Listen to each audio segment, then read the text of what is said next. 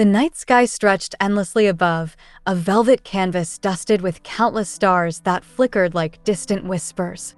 On the outskirts of Seabrook, a sleepy coastal town where waves tirelessly kissed the rugged cliffs, an old lighthouse stood Sentinel. Its beams swept across the vastness of the Atlantic, cutting rhythmic arcs through the darkness like the pulse of the sea itself. The air smelled faintly of salt, mingling with the earthy aroma of damp rocks and wild grass clinging to the edges of the cliffs. For Elena Mercer, the lighthouse was more than a structure. It was a constant in a life riddled with uncertainties. As a child, she'd woven tales around it, stories of shipwrecks, hidden treasures, and lonely souls waiting to be found. Now, at 29, with the dreams of her youth tucked neatly into the dusty corners of her heart, the lighthouse remained her refuge, standing tall and unwavering even as everything else shifted around her. By day, Elena worked in a modest, sun-dappled bookstore called The Rusted Spine, tucked between an aging bakery with chipped windows and an antique shop filled with forgotten trinkets. Her life was a quiet rhythm of sorting through dog-eared novels, inhaling the comforting scent of aging paper, and exchanging polite smiles with the handful of customers who drifted in. The monotony was both her comfort and her cage. But nights, oh, the nights, belonged solely to her. Under the expanse of the indifferent sky, with nothing but the rhythmic lull of the waves and the lighthouse's glow, she felt infinite. She would climb the narrow, winding path up the cliffs, her breath mingling with the salty breeze, and sit by the old railing, staring out into the vast emptiness where sea met sky.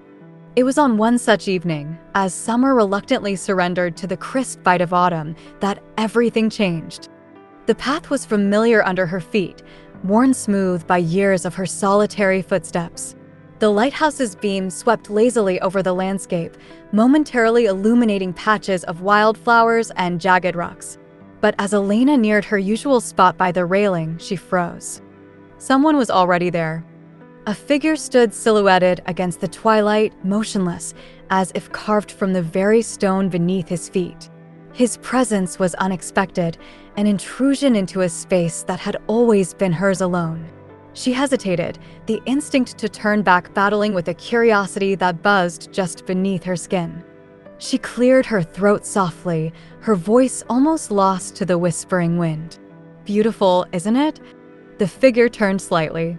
For a brief second, the lighthouse's beam caught his face, sharp features softened by the dim light, dark hair tousled by the breeze, and eyes that seemed to carry the weight of distant places and untold stories.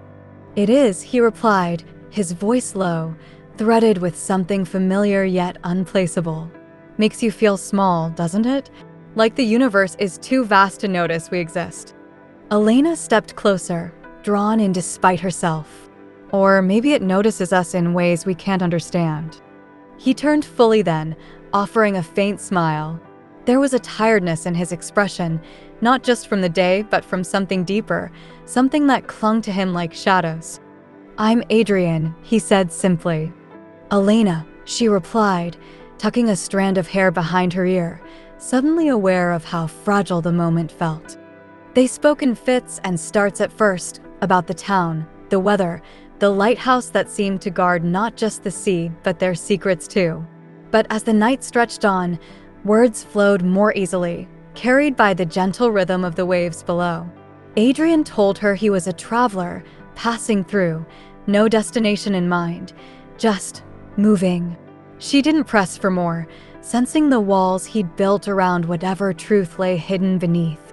In return, she shared pieces of herself, the novel she'd started years ago but never finished, the way she felt like a ghost in her own life, drifting through routines without purpose. She spoke of Seabrook, of how it was both her anchor and her prison. By the time they realized how late it had gotten, the sky was already beginning to soften with the first hints of dawn. They parted with no promises, no expectations, just a simple, "See you around." But she did see him again. And again. In the weeks that followed, Elena found herself drawn to the cliffs with an anticipation that was both exhilarating and terrifying. More often than not, Adrian was there, Sometimes sitting on the cold stone wall, sketching in a battered notebook, other times standing silently, staring out at the horizon as if searching for something just beyond reach. Their conversations grew deeper, peeling back layers with each meeting. Adrian spoke of places he'd been, cities that blurred together, faces he'd forgotten as soon as he left.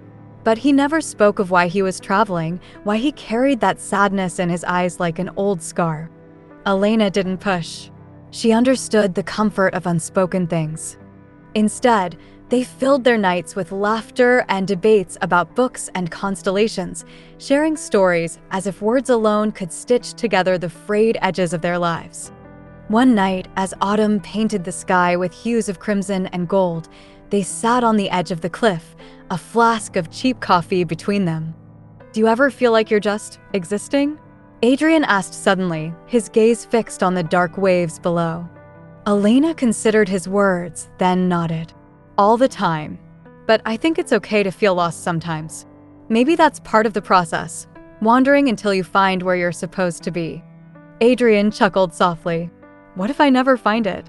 "Then maybe you're not supposed to find it. Maybe you're supposed to create it." His eyes met hers then, something unspoken passing between them. She felt it, a shift, subtle but undeniable. But the universe doesn't pause for delicate moments. As autumn bled into winter, Adrian grew distant, his absences stretching longer. When she finally confronted him, he admitted what she'd feared all along. "I'm leaving, Elena." Her heart twisted, but she kept her voice steady. "Why?" He hesitated, then whispered, "Because staying feels too much like falling." She didn't beg him to stay. She didn't cry, not then. Instead, she gave him a small notebook, its pages blank except for the first one, where she'd written, "Fill this with places you find, even if you're still searching." Their goodbye was quiet, a hug, lingering longer than it should have, and a promise neither of them voiced, but both felt. Years passed. Elena kept her promise to herself. She left Seabrook, chasing the dreams she'd once been too afraid to name. She traveled, wrote, fell in love, and got her heart broken. She filled journals with words, capturing pieces of herself in every line. But the Lighthouse always called her back. On the anniversary of their first meeting, she returned. The path was the same, though the wildflowers had changed. The lighthouse still stood tall, unwavering. And as she reached the cliffs, heart heavy with memories, she saw him. Adrian. Older, weathered. But his eyes, those same dark eyes, still held galaxies. He held the notebook she'd given him, its pages worn, filled with the places he'd been. Without words, they closed the space between them. Some stories don't need endings. They just need to be found again.